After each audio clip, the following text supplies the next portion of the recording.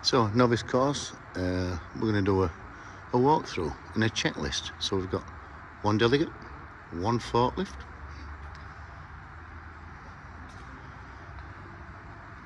pallets at the vertical face. So we'll come in, we'll collect those, come back, line up, through the chicane,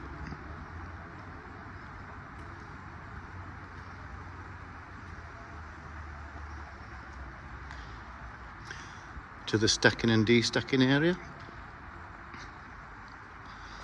So then we've got stacking at high level, above 3 meters.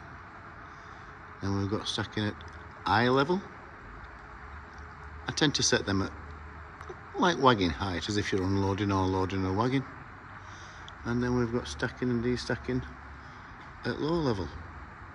So a nice on-site course, all sat out, ready for the test.